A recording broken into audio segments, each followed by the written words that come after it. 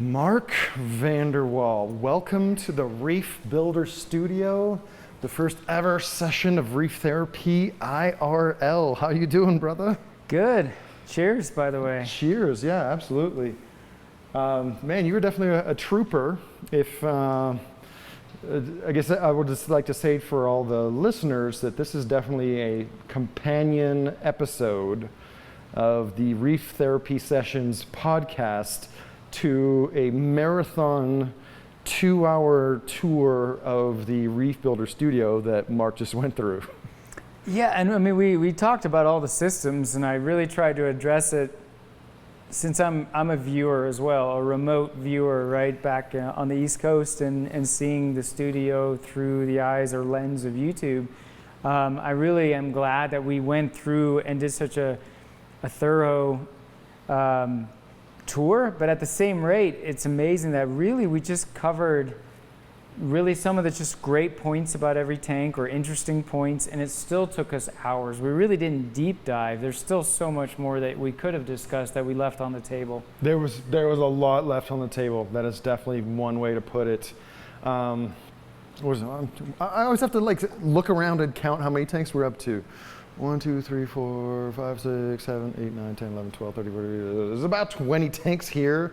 We'll just call it a nice round 10 reef aquarium displays.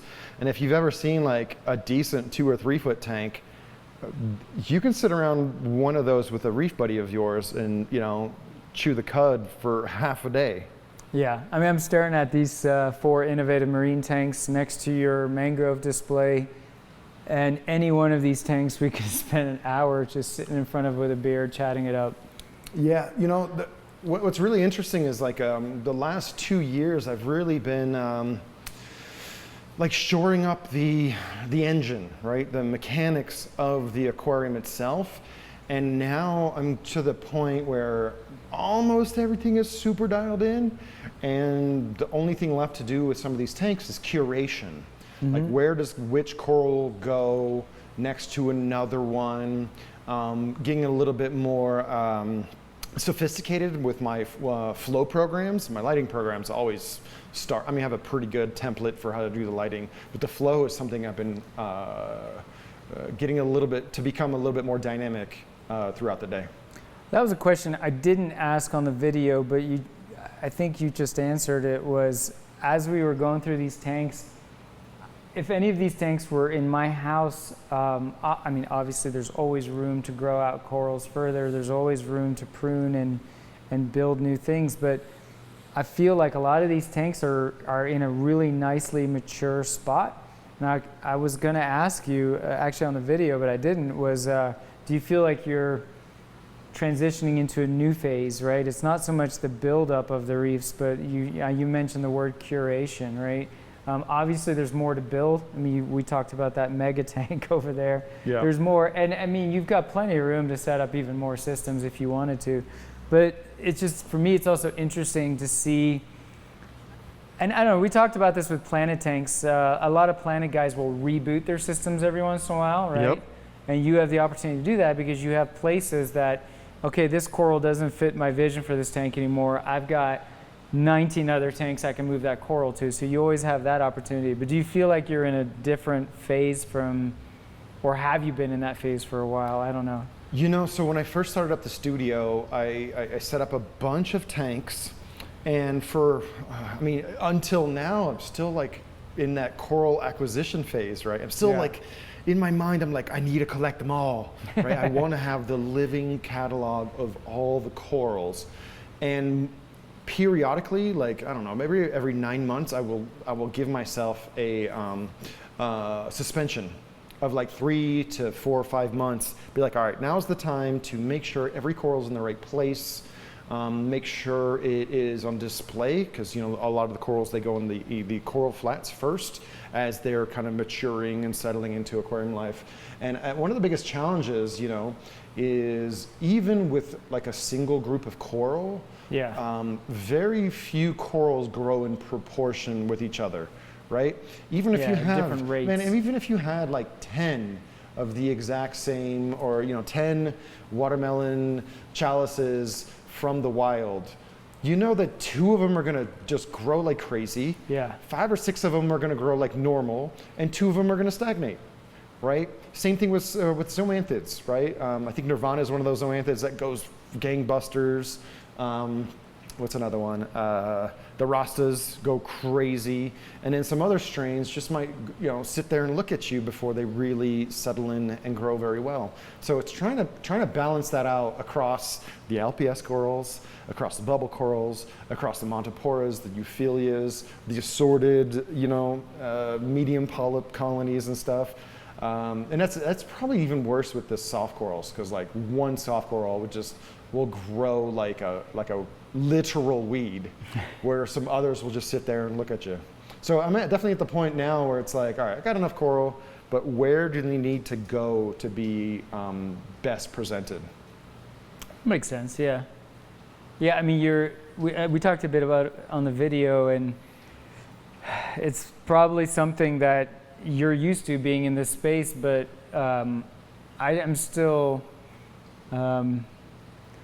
think it's so cool that you have the ability to place the same coral in so many different environments with so many different light and flow situations and see differences. Like, that's got to be, I think the information derived from that over time's got to be significant, right? It's so informative, right? Because all right, perfect example is my pink Alveopora.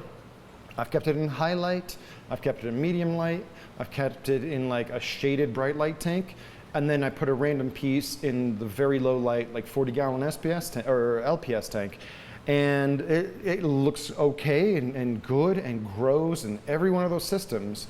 But in the low light tank, it is what you hope Alveopora would look like, with extremely long, stretched out polyps, super pink tentacles. Oh, yeah. And if you have one tank and a couple zones, it's going to take you a lot longer than if you have 5 pieces of the same coral and multiple zones and multiple tanks. Yeah, and maybe I think on one of the reef therapies, I disagreed with the assessment that mixed reefs are hard. I hear that a lot. And I think you also disagree. You are more in agreement that mixed reefs are hard, perhaps. But I believe that trying to keep every coral in the same kind of tank is the hardest thing possible. Well, and I'm willing to walk back my statement on that, because I have successfully kept a lot of corals mixed together without problem. But now seeing how significant of a difference these corals can look like in different tanks, I can also see how a mixed reef is hard if your goal is to have every coral be in its peak color, peak example of what that coral should look like, right? You hit the nail on the freaking like. head. Yes, you can keep a Welsophilia, Trachophilia alive in your Acropora tank. Is it going to look as good as if you keep it in a lower energy, cooler temperature, lower light, blue light, high nutrient environment? No way. Yeah. No freaking way. And I know you might get away with it for a year or two, but man, how many people do you know have had a Trachie most of their reef keeping career? Not a whole lot. Right? How many people do you know have had a Blastomussa Wellsii for years and years and years, so much that they have to frag it out and give it away? Because, my Euphyllia tank is just so much easier. I have a tank full of Euphyllia. I can even smush some Galaxias in there. Yeah, it's that tank in itself. I wish I didn't have so many issues. I don't have issues growing Euphyllias, but they sting the crap out of me. I don't know what it is about my skin type or whatever that I just kind of had to abandon ship on those guys. But looking at this tank, my gosh, it's just gorgeous.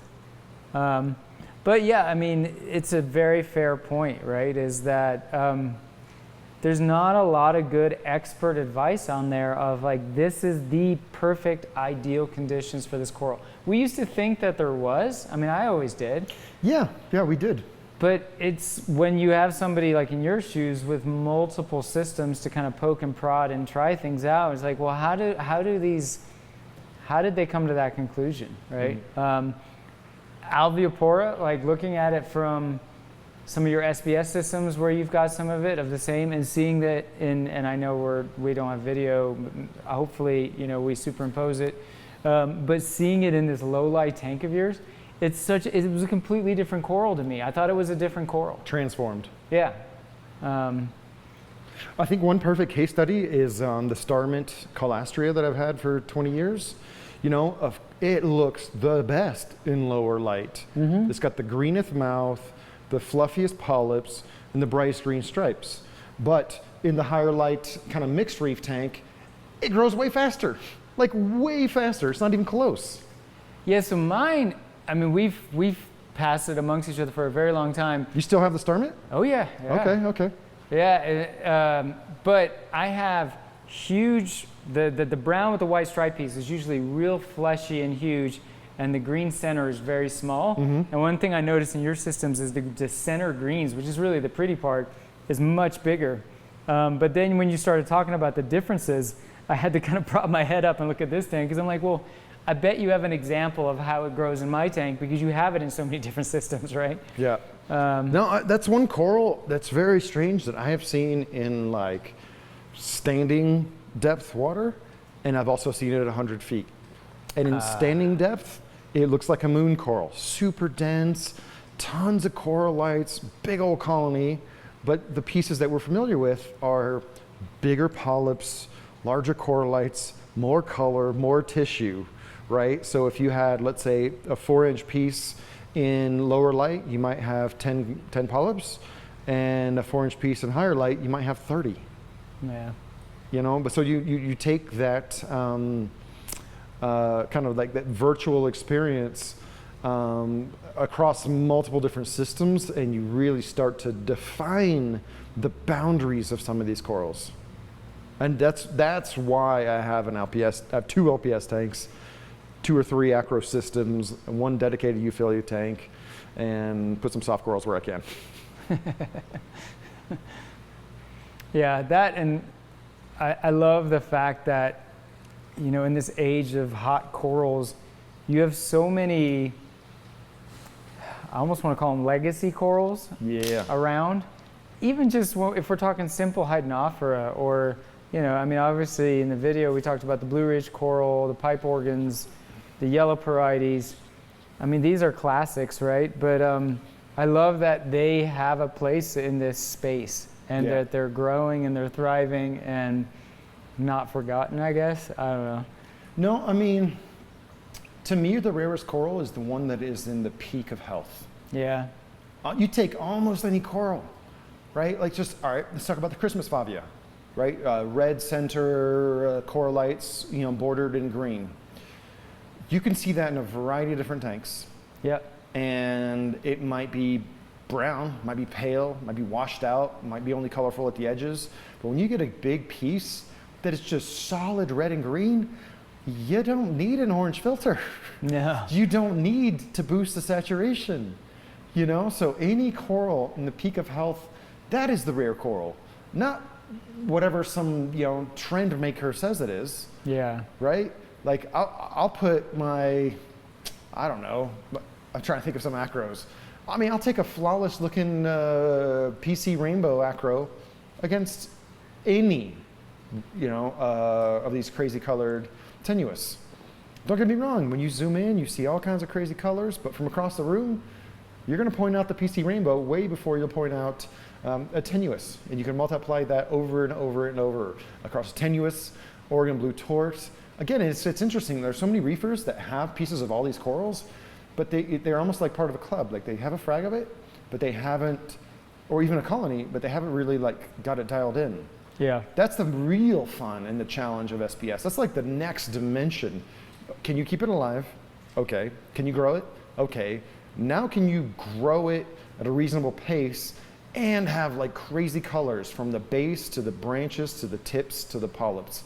That is the pinnacle of SPS keeping, at least. And you know what? Zoanthid people will tell you the exact same thing. Chalice coral people, right? Certain chalice corals, yeah, you'll grow it, you'll keep it, you'll know it's kind of an orangish echinophilia. But when you dial that coral in, and it's fleshy and it's puffy, and you know you're getting that definition around the mouth and the corallite, man, that thing glows just as much as anything else. Yeah, and I feel like in a lot of other hobbies,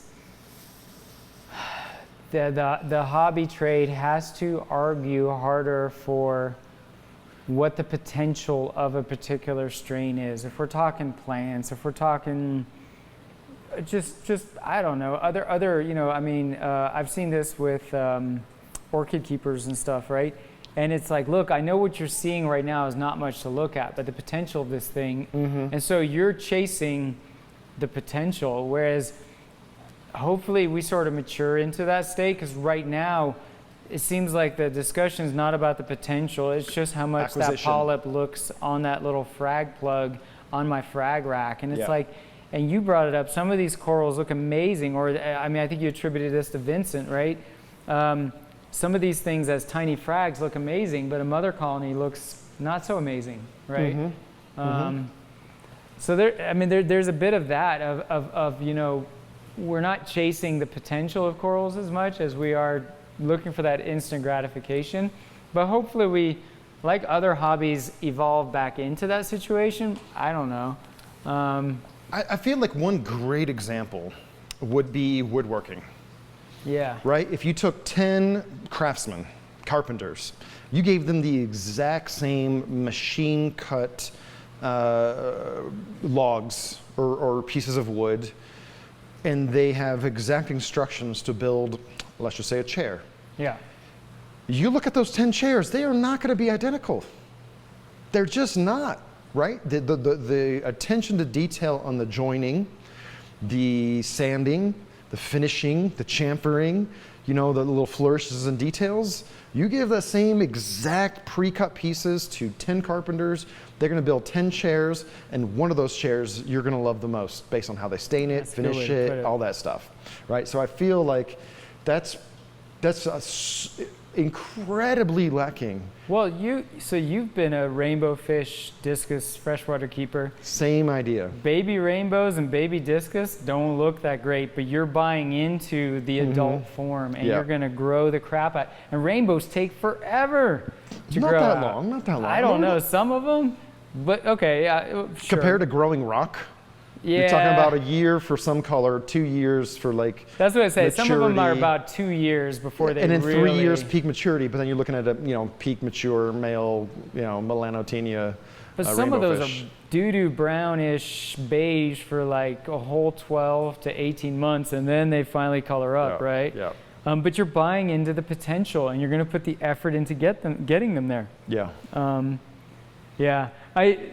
I think we talked about, I have a friend who is not a reef keeper. He would never listen to reef therapy, but he is an African cichlid guy, and he's all about the Ad Connings books and all that. But he wanted a reef aquarium because he always comes over to my house and he's like, I love this, it's beautiful. But he just never got into the nerdy side of it, right? He just wanted to keep it. He's like, he'll talk your ear off about Tanganyika, and I threw in a bunch of green slimer, a bunch of Cali tort, because he thought the SBS corals, the acropores, were really cool. And I just kind of forgot about it.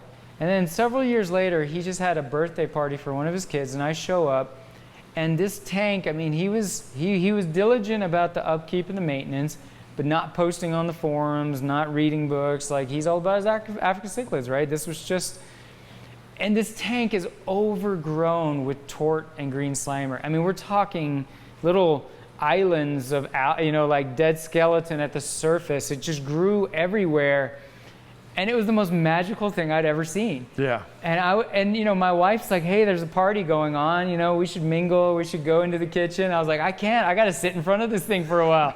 And he didn't give two craps about, what, he didn't even know what the blue coral was anymore, the Cali, Aura Cali tort. But it just cracked me up of like that whole, when these things grow beyond the frag stage and really just grow, man, there's just something special about it that people, I think, not all people, but people are not realizing yet. Well, I'm not going to make any friends with this statement. I've prefaced a few statements in the past like this before, but men think that if they target numbers and hit metrics, that they should achieve the results. That maybe that's why they have a predilection for being mechanics and machinists and engineers. But if there were more women in all aspects of the hobby, freshwater, saltwater, and especially reef, they wouldn't look at the numbers as much. They wouldn't put as much weight on the numbers. They would observe the coral. Like, they have just, I don't know if it's a cultural gender difference, right? I'm not trying to get into politics and get myself in trouble. I know, there's things I want to say without getting into trouble. But I have walked into reef stores and noticed a je ne sais quoi, and I was like, is there a female owner of the store? Yeah. Is there a female manager of the store? Because you can just tell, like, there's certain flourishes that a man wouldn't put on a reef store. I've noticed it as well. I don't want to stereotype, but women reef keepers are good at gardening a beautiful right? We're not tank. talking about inherent differences. We're talking about gender cultural differences. Maybe it's a maternal, like I've always thought, I wonder if it's like a maternal thing, that they're more just looking into those subtle cues better. I don't know. I mean, and again, I don't want to stereotype, right? But I hear exactly what you're saying. The more we talk about this, the more we're likely to stick our foot in our mouths. So with that, we've stated our opinion. Well, we'll put it this way: like I'm glad that there's a lot of women in reef keeping today than there was, say, 20 years ago, and I hope that trend continues because. You mean some versus none? Yeah. And to your point, I mean, I'll stereotype it. I can be flacked for it. I think women have something like that they're in tune to something. Yeah. All right, before we get in trouble on that, I'll stop. Let's talk about something manly. Well, how did you like seeing a variety of different reef equipment on these tanks? For me, I mean, I'm like most reef builders viewers. I don't have, I don't tinker with a lot of different equipment. So when I'm looking for a new skimmer, if I'm looking at lights, I'm going to go to Reef Builders, right? I'm going to see what you have to say about it. Part of it because I feel like you're a trusted source. The other part is I, as a friend, and I've known you for many years, I trust your opinion on a lot of things. I'll go on the forums, this and that. But just walking around here, you had like every example of skimmer that I've been curious about. Even aquariums. I've never seen a cage aquarium in person, right? Just to be able to open up the doors and look underneath the hood and just pick it apart was fascinating to me. The innovative marine tanks, I mean, I think I've told you this probably too many times, you're probably annoyed with me, like there's a 4-foot dimension size tank that you have of theirs that I'm like, man, that is like to me the perfect size reef tank for somebody that just wants to have 2 lights on top and call it a day. So yeah, I'm kind of on that journey of like, I need to buy some equipment again because I've just fired up a new tank. And it was just great to just get hands-on with everything, when you go to the reef shows, it's probably what you were about to say. When you go to reef shows, you see glass box after glass box after glass box on a stand, and you're just like, yeah, okay, it kind of looks like what I've seen before. But it's not until I've had Red Seas, but not until I had a water box, a Pro Clear, Innovative Marine Nuvos, and the Cade that you start to really appreciate some of the nuances. Yeah. When people are looking for like a high-end tank, they're almost always just talking Red Sea or water box. But Innovative Marine is probably one of the most underrated tanks, right? They don't make giant tanks. They're probably more known for their all-in-ones. Yeah. But the Nuvo EXT series, freaking awesome. The Pro Clear tanks, freaking awesome with their metal frame stands.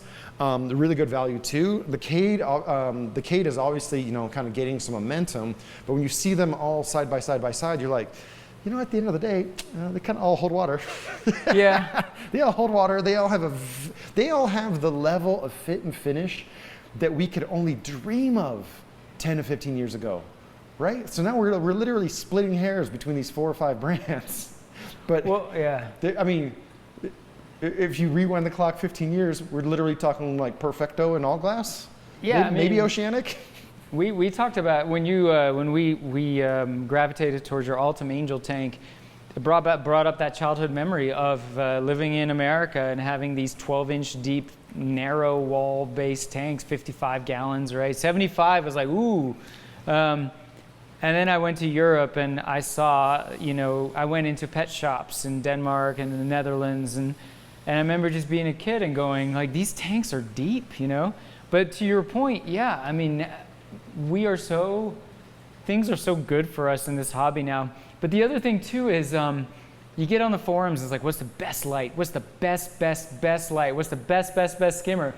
And then you walk into the studio and you have aquariums lit by every light on the market, every skimmer on the market, and they're all drop dead gorgeous. So who gives a crap what the best is? You know, you can achieve a great reef tank with all of them. That's really what I was trying to achieve here at the studio. Yeah. Is demonstrate that, okay, there's a baseline, there's a floor. Sure, yeah. But whether you have Neros or Vortex or Toonsies, like, you're gonna get the flow. Whether you have a MaxPact, a Radion, a Kessel, a Hydra, an Acro Optics, an Aquamax, an Illumagic, if they're selected for the right application and tuned for your application, it's going to be amazing, right? When you look at all these tanks and you look at all the tanks without looking at the lighting, you're like, oh yeah, everything's fine. Yeah, and if your tank sucks, maybe it's not the equipment, you know? Yeah. I mean, not to be a jerk about it, but you will not find two more avid metal halide enthusiasts than you and me. And there's not a single metal halide lighting a single tank in here. One metal halide lit tank is equal to 3 LED lit tanks. Right.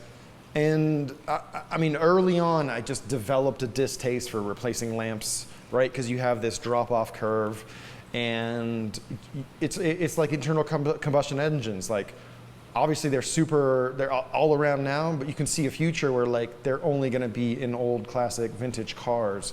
And so having LEDs lights that are programmable, controllable, multi-spectrum, very low heat, super efficient. Like, I could see myself, you know, just like revisiting our heydays of Iwasaki 65K with pulse start ballasts and a giant Luminarc reflector, but you know, for nostalgia's sake. But it wouldn't necessarily achieve crazy better results than the right LED lights today. And it would certainly cost a lot more to run, and it would produce so much more heat.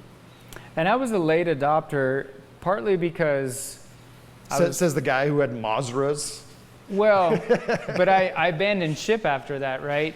And part of that was that I was coming in with a large tank dimension size, right, a 6-foot tank, and to properly light a tank back then, you did have to spend some coin, right, with LEDs. So I would revert back to at the time, the more affordable options like T5 metal halides. But I remember when I built my 225, I was like, I'm going full metal halide.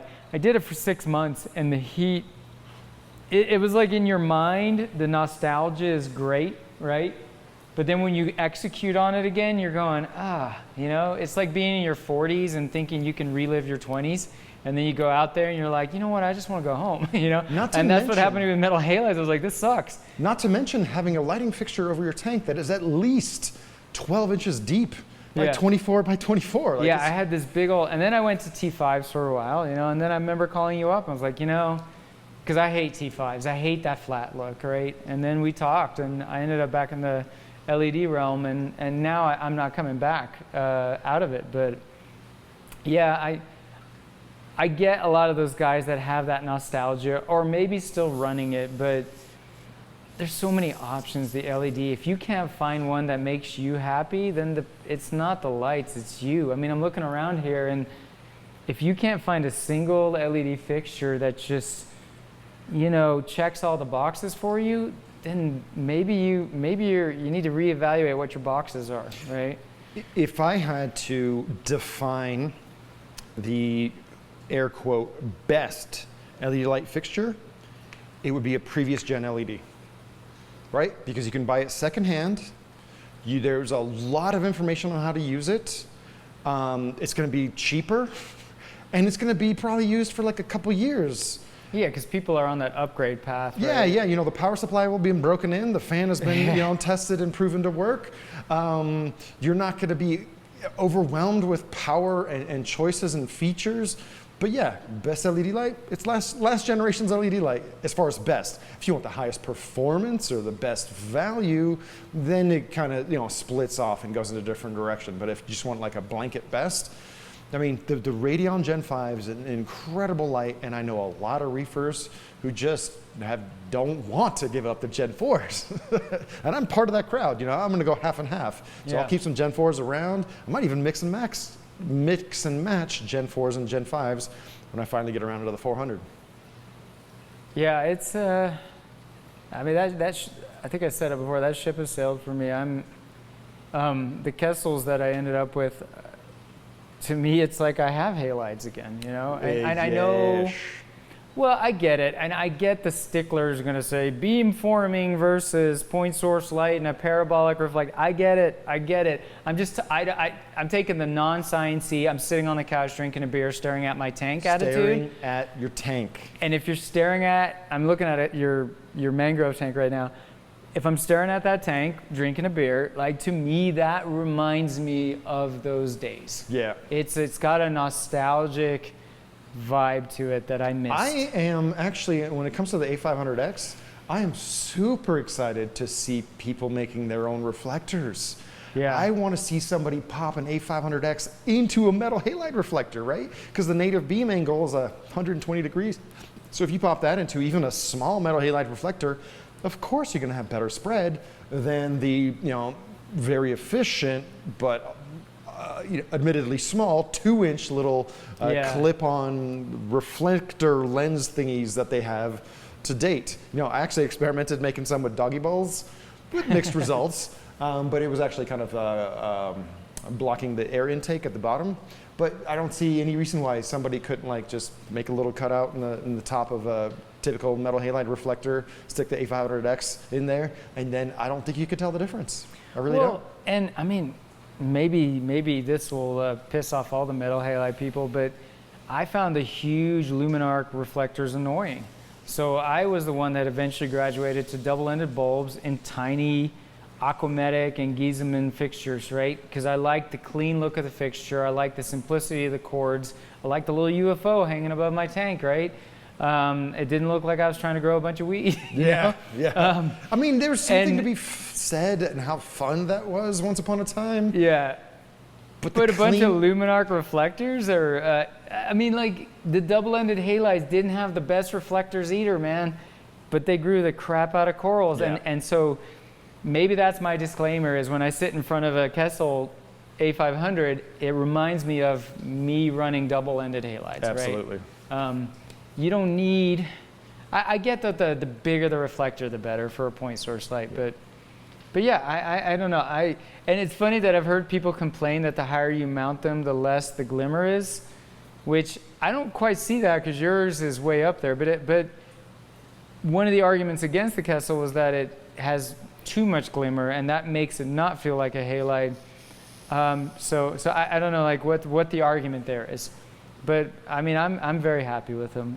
But I was also happy with the AIs.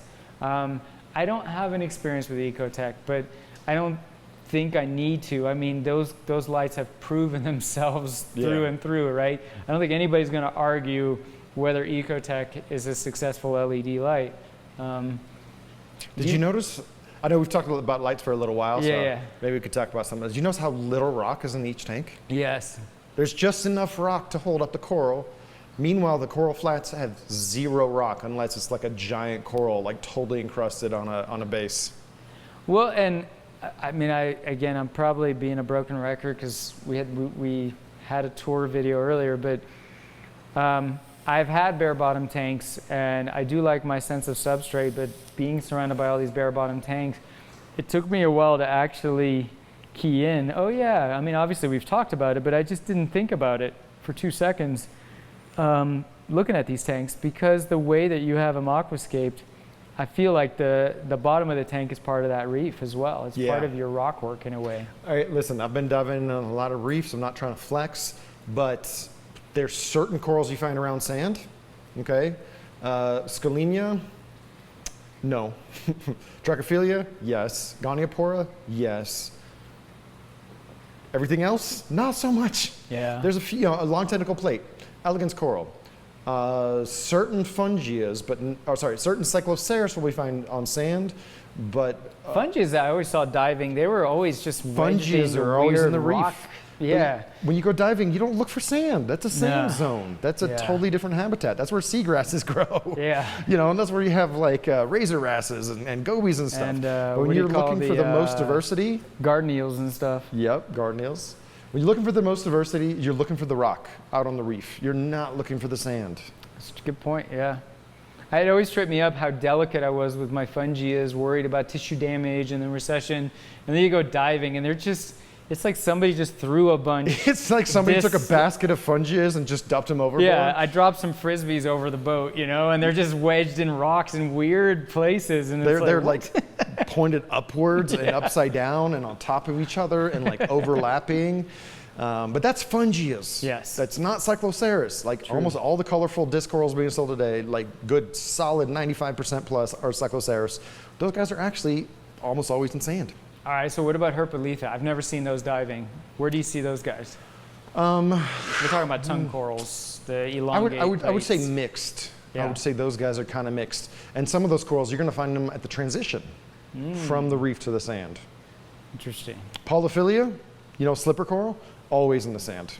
Really? But long tentacle plates, they're usually attached to the reef or in rock. Really? You see them all the time. You're like, is that a torch coral? No, that's a long tentacle plate. That's another one that they always warn you about. Like if you nick it or something against a rock, it's just going to recede and die on you. It's weird how super common they are out in the wild. And it's reflected in the supply in the aquarium trade. And that's one coral I was about to say, I don't think I saw one in here. That's one coral I've kept at stores that I worked at, and I've never really wanted to keep one myself, because if you do get it happy, I mean, you're talking about a 14-inch diameter coral, right? In the wild, you might find gorilla crabs in them. You might find commensal shrimp. You might find some long tentacle plate pipefish in them. Like they're their whole ecosystem unto themselves. Do you, maybe they're still around, so I won't say anything that'll get me in trouble. Exotic Aquatics in Boulder? Yeah. Are they still around? Yeah. Okay. So back when I was in college in Boulder in the 90s, I remember going in there and they had, I would say that their reef displays, or sorry, their corals for sale weren't all that back in the day, right? But it was, but they had a display tank right by the front door, and I think it was like a 90-gallon, and they had a heliofungia that was just massive. And they also had a goniopora that was just thriving, which threw me for a loop, because back then gonioperas were, you know, not easy to keep. And that was the first place I ever saw Bangai cardinals. I think they had some pajama cardinals mixed in there too, but that heliofungia was exactly what you said. It was like, eventually that thing was going to take over the whole tank. Yeah. And that's the only time I've really seen a healthy, growing, taking over the tank heliofungia. I mean, the more we talk about it, like, I'm trying to think of other people that have kept them long term. If you go into fish stores and if you go to wholesalers, they will never not have Heliofungia actiniformis, long tentacle plate. If you go to reefer after reefer after reefer's house, you will almost never see a long tentacle plate kept long term. I know we had those troubles with flower pots in the past. Yeah. Obviously, we've somehow mysteriously gotten past that. Elegance corals, they were hardy, and then they weren't, and now they're hardy again, and people are fragging them up. That's such a trip. It's so bizarre, and we still don't know why. We don't have really good answers. But long tentacle plates, I mean, unless you're Julian Sprung and really paying attention to, you know what, we're gonna mention Julian Sprung every session. We just have to. That's gonna be our calling card. Unless you're someone like him really paying attention to details and the care requirements of that exact coral and keeping it super happy and making sure to get a very healthy specimen to start. He should put a heliofungia in his little patio pond. Maybe he already has. Maybe he already has. Yeah, he probably already has. But I saw those pictures with the urchins and the bangais. But that would be a perfect little place to put one of those. Yeah, you know, but you'll see here in the studio, you'll see some, I guess, cutting edge corals. I don't know. I don't want to call them limited edition or premium, because no, but like I said, what's a premium coral anyway? There's no such thing as a premium coral. It's the coral that has the 15 minutes of fame, right? But I'm looking at all these other corals that you have that are just classics, and they're way cooler. I mean, a Blue Ridge coral from a if you're a biology kind of nerd that looks at corals and looks at their physiology and everything else, a blue ridge coral is kind of a whack coral, you know? Yes. I'm so glad they described a second species. Because again, when you go diving, it's a majestic coral, man. That thing could be like 2 feet wide and 3 feet high. Yeah. Just living it up with Acropora humilis and just the highest energy zone possible of any coral. I'll tell you a coral that you got me excited about because I'm a plate coral nerd. I love funges. I like cyclos, herpolitha, heliofunges. That's my bag. And you got me into halimitra. And I remember Reefer Madness had one for sale and I bought it. And that was exactly like the way you just described heliofungia. That thing took over my tank. It just turned into this massive weird thing and I had to get rid of it because it just... Oh man, halimitra is one of those weird catch-22s. If you're not familiar with halimitra, imagine a fungia with multiple mouths. The mouths are usually white. The body is usually green to yellow with a bright pink to purple rim. Yeah. Right? And so when you frag that up, it's going to do that anyway.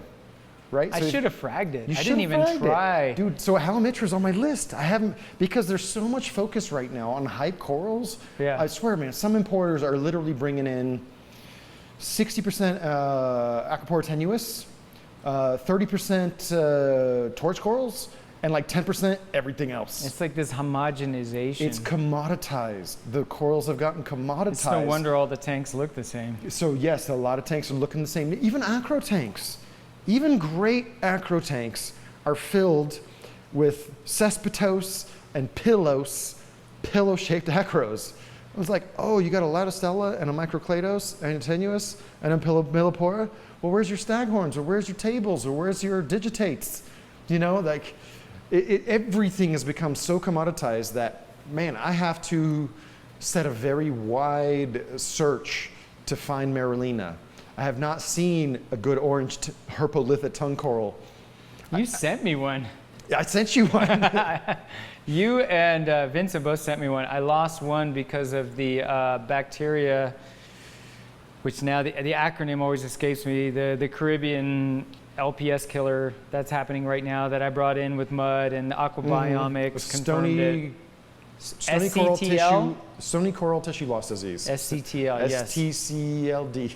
It killed a favia that I grew from one frag from a lady that you and I both briefly knew from one of the Atlanta things. She had like a Great Dane. Do you remember her? She has a nice radium lit tank. I lost that. I grew that from one frag, and then I lost one of the herpolithas, but I still have the other one. So I'm a little bit of a reef snob because I did see an orange tongue coral available about 3 weeks ago at one of the reef shows. It was too skinny. It was like 7 inches long and 1 inch wide. I'm like, I love orange tongue corals, but that one's too long. But that's that coral represents the sense of community for me, because you and Vincent both knew how much I love that coral, and you know, I briefly hosted Vincent at my house. I barely knew who he was. I didn't know who he was. You just said a Frenchman's coming to the airport. He's going to come stay at your house. And I was like, all right. And then we had a great time at Fort Lauderdale, Mackinac together. And I just briefly mentioned to the guy that I just have been on the hunt for an orange herpolitha. And he's like, oh, really? Like, I see them all the time in Bali.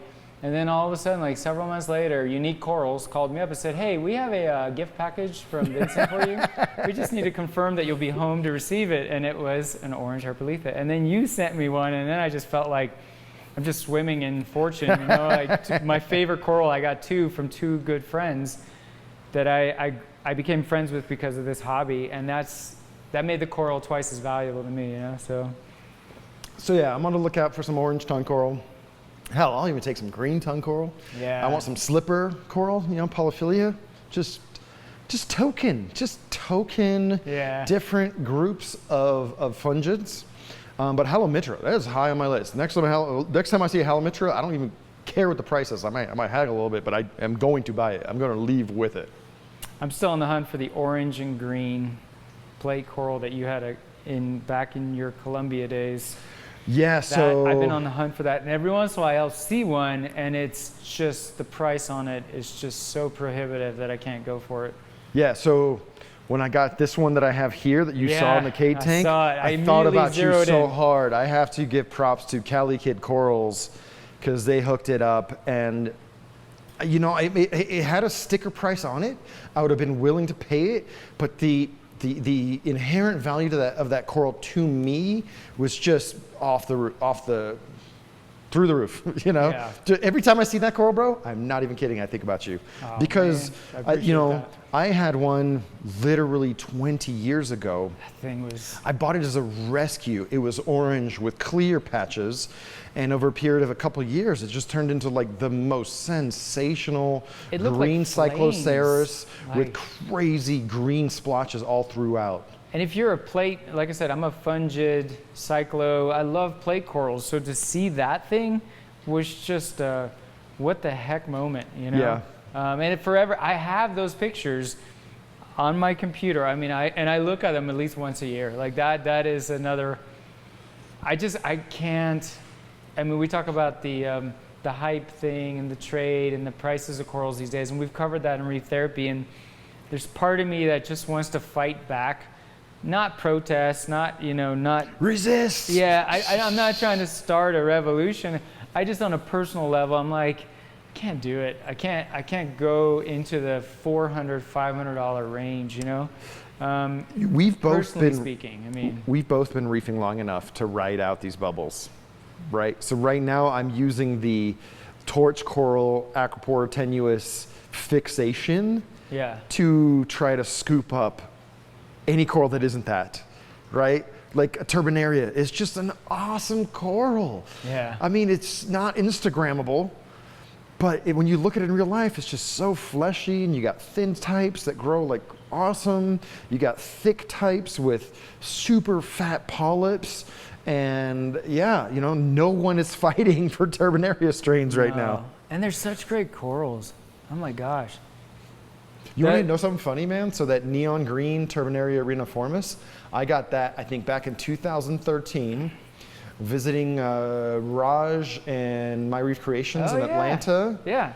And I kicked around that frag for 5 to 6 years before I really started growing it. I have a superpower of not killing corals. That doesn't mean I grow them. They hang out with you. They just hang out and kind of sit there and look at me, and then eventually I get my act together, or I put them in the right spot, and all of a sudden they're like, okay, I'm good, I'm happy now.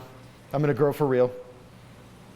So one area that I won't wait it out anymore on is fish, because think about the coral trade is anybody can frag it and increase its population density in the trade, right? But when it comes to fish, that's not the case unless we're talking like clownfish. And I'll say one of my biggest regrets in life was when Frank Bench was, and am I saying his last name right? I hope so. Close enough.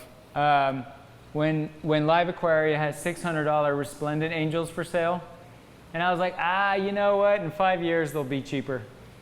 And then he stopped breeding them, and that, I mean, ever since, I think it was an Aquarium Fish magazine, Charles Delbeek did a bunch of articles about reef aquariums in Aquarium Fish magazine's early 90s. And he covered, name drop again, Jillian Sprung's 15-gallon tank, and there was a resplendent angel swimming around in it. And I'm like, what is that? And so all of a sudden it just became on my radar for the rest of my life. I regret not buying that fish when he was breeding them, and I hope one day somebody picks up that torch. Well, I mean, that's why I have a pair of African flamebacks. I'm actively trying to get my hands on some Brazilian flamebacks, or also known as that whole complex is the Brazilian fireballs. You know, that's kind of my stand-in. They're not quite as yellow. Like the Brazilian one has a little bit more yellow in the top compared to the African, which is a little bit more orange.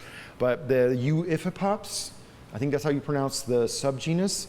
They're just awesome fish, man. Almost to a fault. So I have two pygmy African flamebacks, angelfish, in a 6-foot tank. Dude, they will go after fish twice their size. Like they practically are the most aggressive fish in that entire tank. I have a triggerfish, I have a yellow tang, a spot cinctus clownfish. It's not a peaceful community. You know, a big old tinker eye angelfish and a big old black tang. And the fish I have to look out for is the pair of acanthops. Tinker eye butterfly. What did I say? Angelfish? Yeah, tiger red butterfly.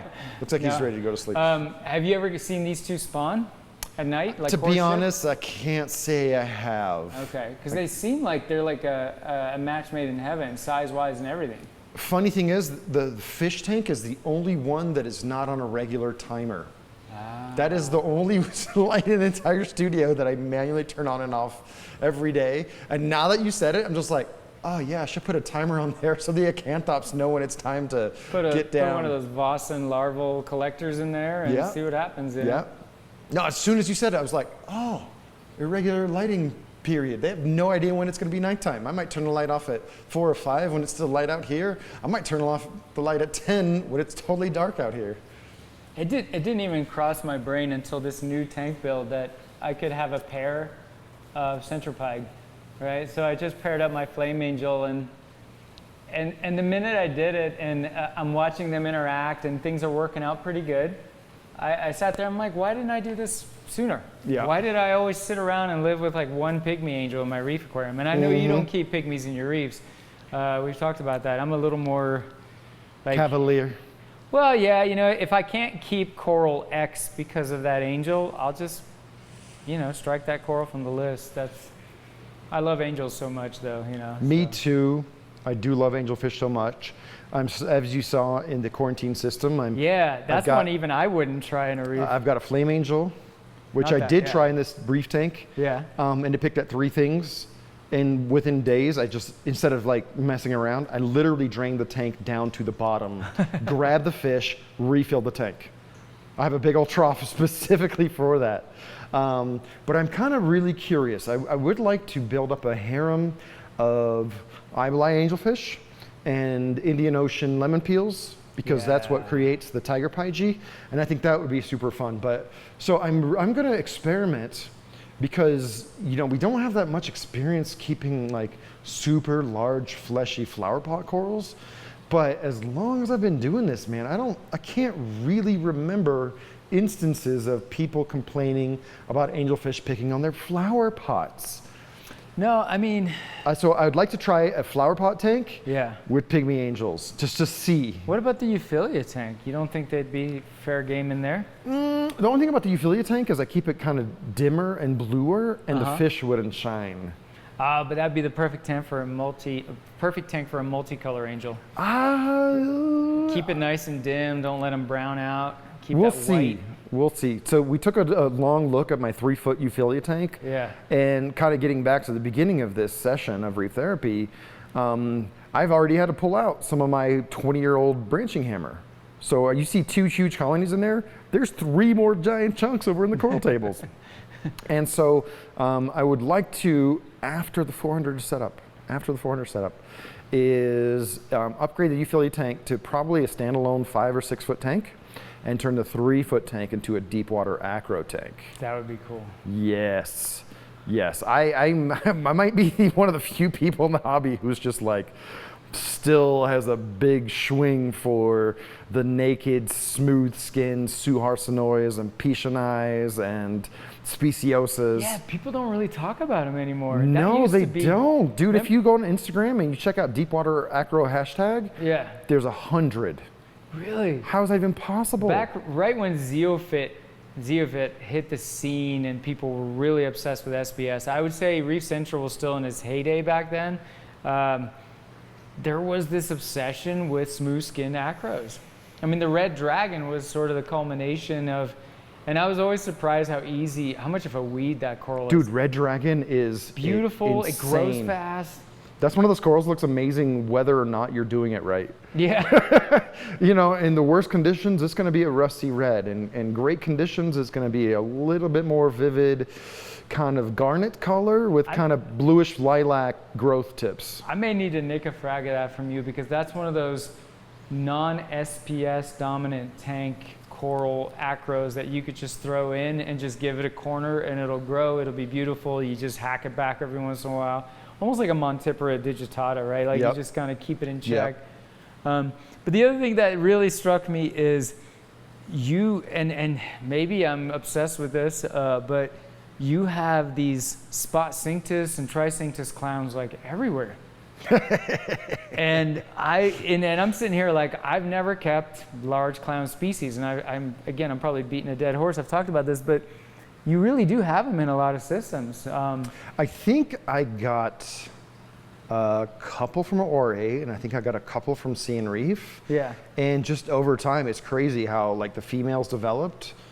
And I have another female over in the center, the second coral flat. She's actually my favorite because she has the best shape. She doesn't have any funk going on. The one in the fish tank has a little bit of flared gills. He's just a placeholder. He's just there because he doesn't fit anywhere. Like, somebody wants to take that guy off my hands, he's gone. He gone. But I'm going to offend some people. Now that I've spent some time with him in your place, they're way cooler than lightning maroons. I think they're awesome. These spot cinctus. Lightning maroons, man. They none of them grew up to be their parents. None of them grew up. And another thing, I haven't seen any 4 to 5 inch snowflake. What do they call those? Gold nuggets or solid white maroon clowns. Oh yeah. And what's funny is, like, at the local fish store, they literally have lightning maroons and gold nugget maroons for $20 because no one will buy them, because they're so aggressive. Yeah. How weird is that? That it was just like it was the fish of the decade, at least the first half of the 2010s. Yeah. It was all about lightning maroons, and they sold for crazy money. And then they got commoditized because they got bred so much, and now no one is in love with them. No, and I remember when the spot cinctus came out, I think it was ORA. Mm-hmm.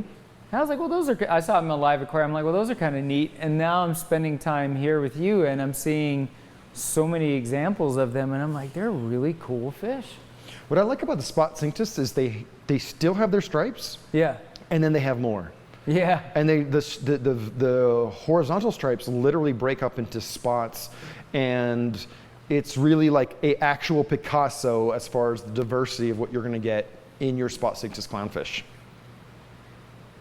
Yeah, it really got me thinking. I need to go down that path one day and try some of the larger clown species. The other thing is, I thought I was the only one that realized convict tangs were cool. I mean, we sort of talked about it on Reef Therapy, but you have more convict tangs than I've ever seen in one place. I think I have 5. Yeah, and they are such cool fish. They're just fat, and they have not grown in length very much, but they're all super fat.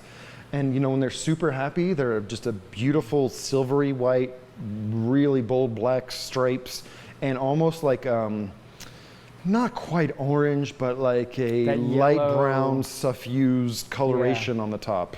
Really neat. I saw that in one of your guys. I know, but I'm dying for a zebra tang, a polyzona.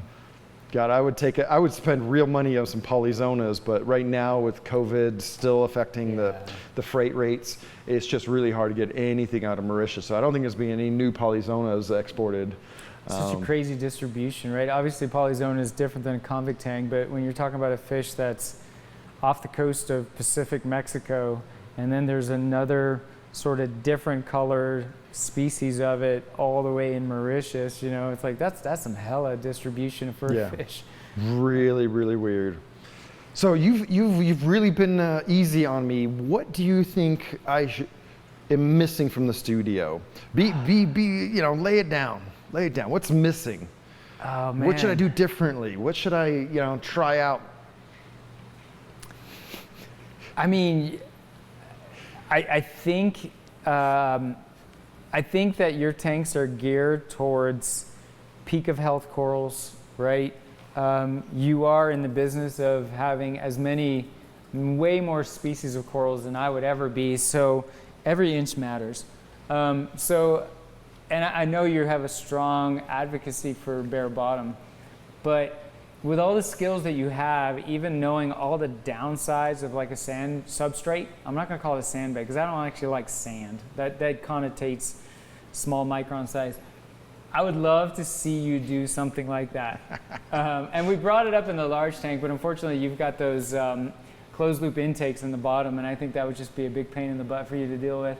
That tank, because it's going to be such a high flow environment, would be so clutch for some of the original Too Little Fishies reborn. Oh yeah, just that reborn media on the bottom. Since we talked about it a couple days ago, I'm really going to consider it. Are you? Yeah, no, Evan told me that the classic Reborn is back in stock. Ah. So I'll talk to Mr. Man. I don't want to say his name again because we say his name all the time. I'll talk to Mr. Man and just like, hey, do you have some of that, the coral bones? I have a quarter bag over there, and I have a bucket outside of some that I use as like rubble for mounting some coral frags or whatever. But that take it would be worth it. I feel like that take would be worth it. I feel like obviously there's a ton of cons, so you're going into it for the visual aesthetic, but you're prepared to take on the battle of all the negatives that come with it. And then, we briefly talked about aquascaping that, and you're light years ahead of me. I'm a horrible aquascaper, but for me, I've always been fascinated with how they started cutting the rock. I think that's the Two Little Fishies product, the Stax rocks, but I assume it's Marco rocks that's been cut. But just that you can staircase it, and you can decide on the slope, and you can decide on the overhangs. You could do some cool stuff. Beyond that, I don't know what to say. It's like more fish, more small fish, right? Yeah. I've kind of locked in my ways where I just have like that's a good point. a bunch of surgeon fish and just a few like ornamental fish, but I need to add more little brasses, little gobies. Yeah. Dude, I have one goby in this entire place. It's a biotic. I'm sure there's a mandarin in here somewhere. Oh yeah, there's a pair in there. Okay. But yeah, I've really grown to love the little fish that dart in and out of the rocks, and I feel like this word, I got to stop using it because I've used it a lot in the video earlier, but scale, right? When you have a lot of really large fish, you lose a sense of scale, whereas the small fish really bring it back home. Mm-hmm.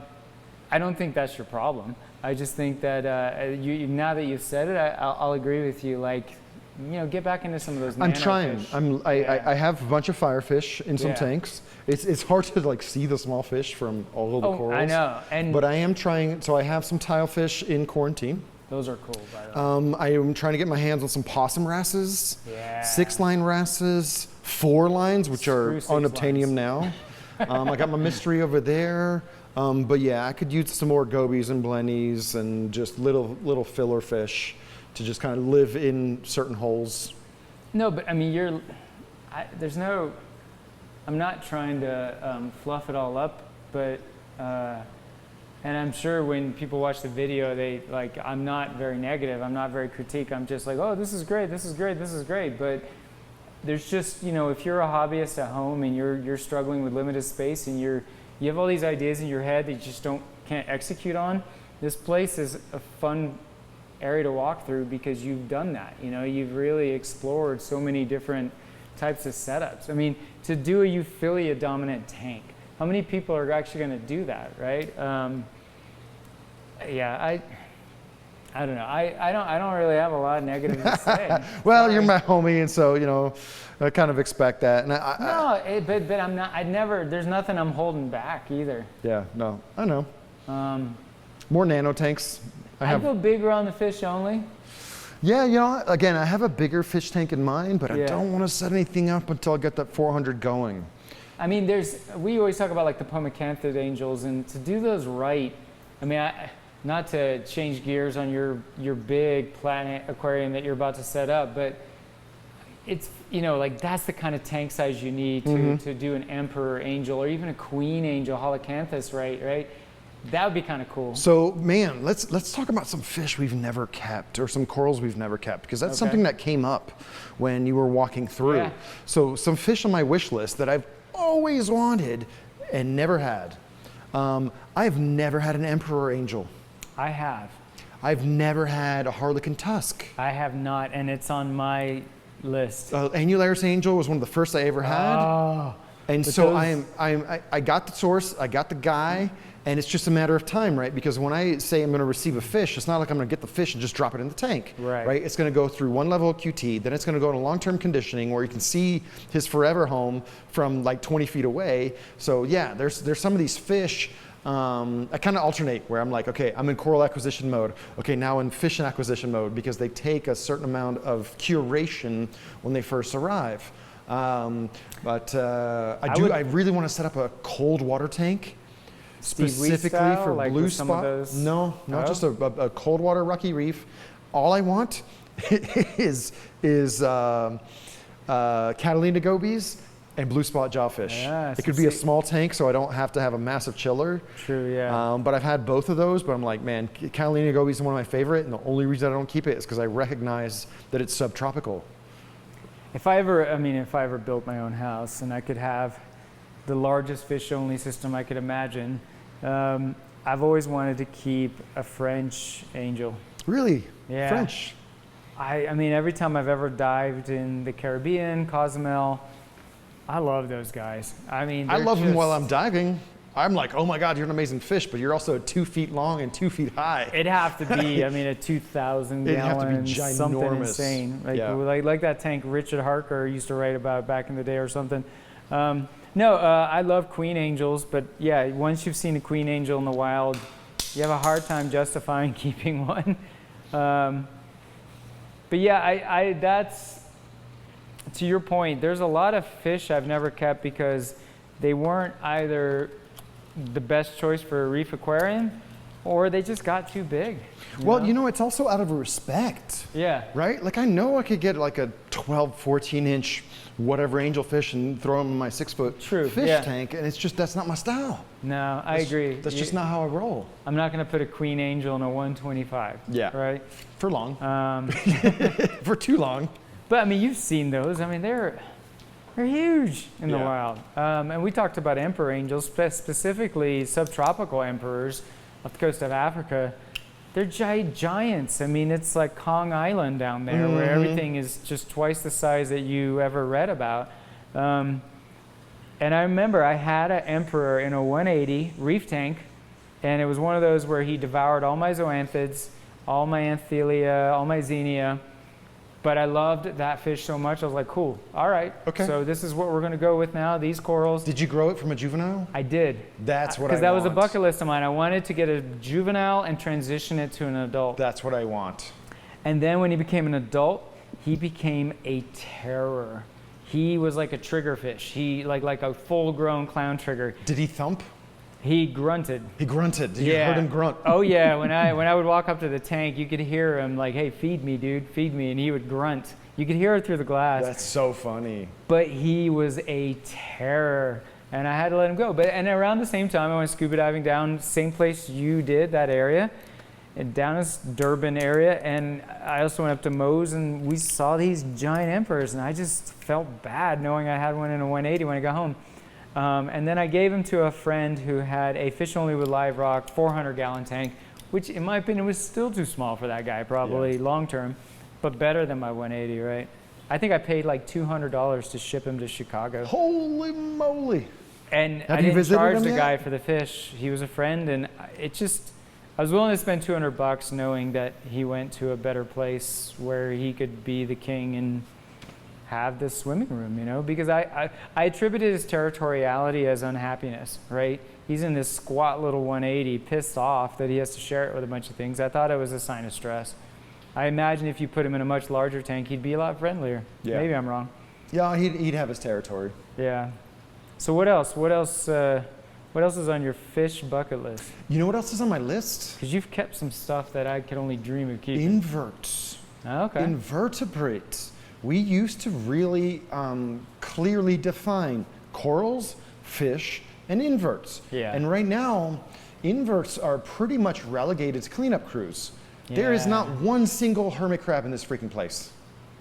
Not one. There's a handful of emerald crabs. I don't Gotta know. get some of those Halloween hermits, like the super orange. I do. They're cool. I can't live with hermits that crawl over stuff, right? But Yeah. last week I did get some regular feather dusters. I've had the Christmas tree worm rocks forever. Yeah. I have a healthy assortment of clams, but like regular feather dusters. Those used to be in every tank. Yeah. I have a jumbo abalone in each of the coral flats. I'm actively trying to seek out more tropical abalone. That would be they're cool. so cool and they're so hardy. I have burned through sea hares in conditions where my abalone just cruised. There's actually a really large blue Linkia starfish that I got last week. I saw him in that tank. So I want to get some more starfish. Some nice Bromias, some nice Bromias, some nice Linkias, some regular feather dusters, cocoa worms. I do have some pretty good anemones, but I don't have any displays because it's almost just like Murphy's Law. I'll leave town and they're going to find that powerhead. They'll stay in place for half a year, and the weekend that I leave, they're going to find a powerhead.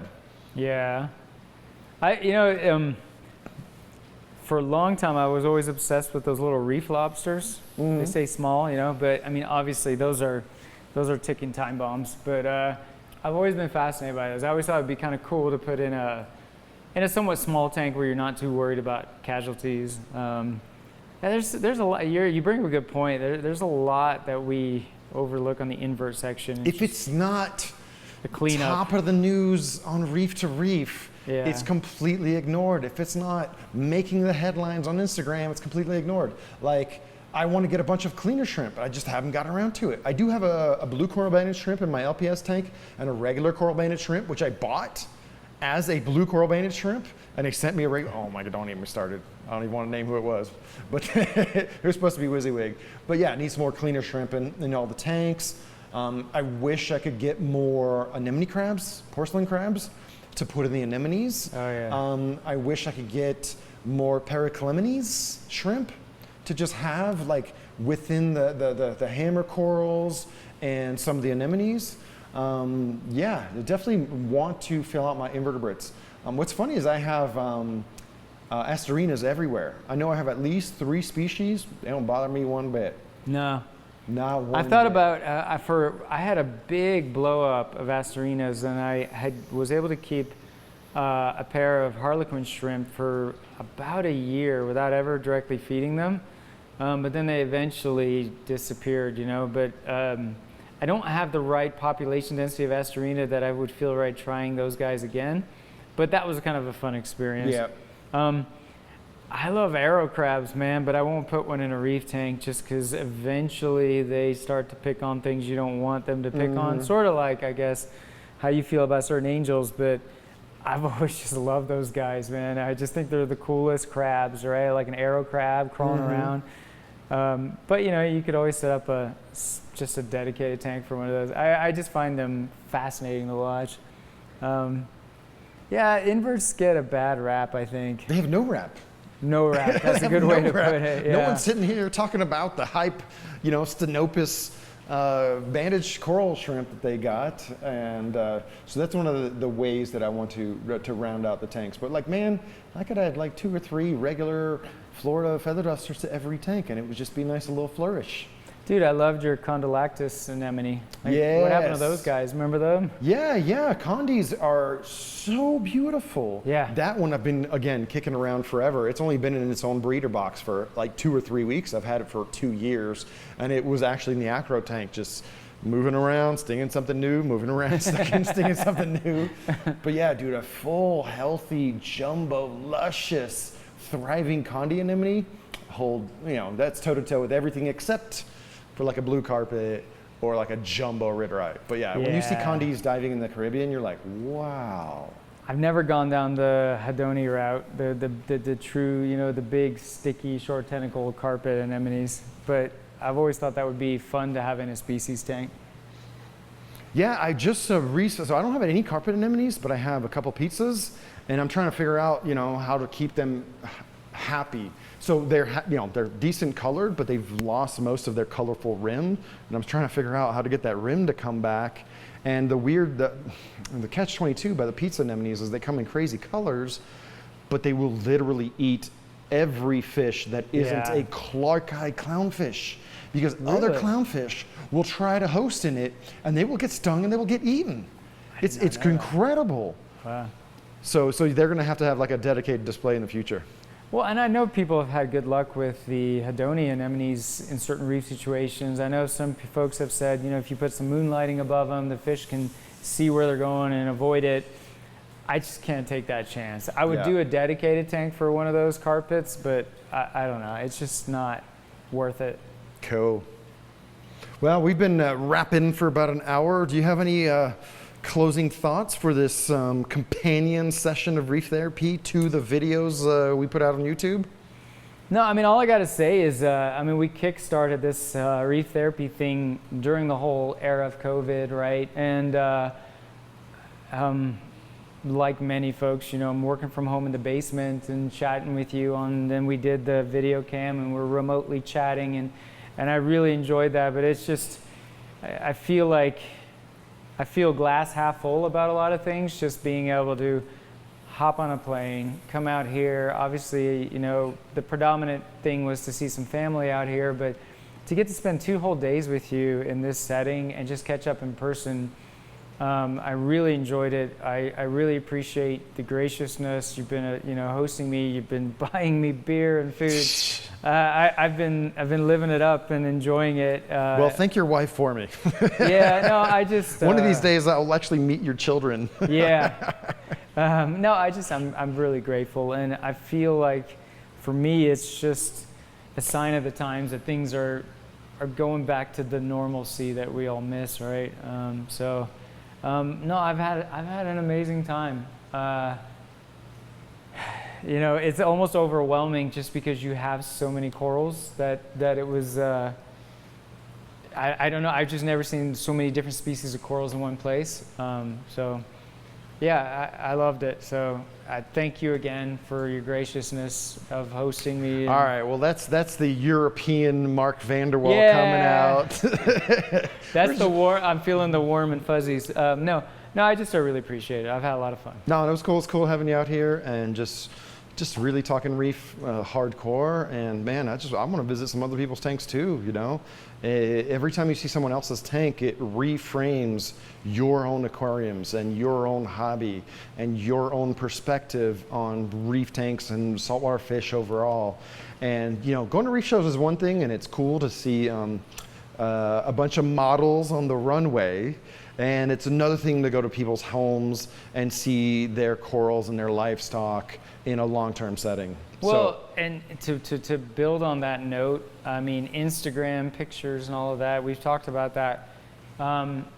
This time with you in the studio and just talking corals and deep diving some of your systems has inspired me more than anything online. You know, just getting with your reef buddy and just shooting the breeze and drinking a beer together and talking corals is the penultimate source of inspiration for your hobby and for your tank and for your passion. Cool. Well, we can't host everyone here, but I would definitely encourage everyone listening and or watching to really connect in a tangible way with your local community, with your local reefers.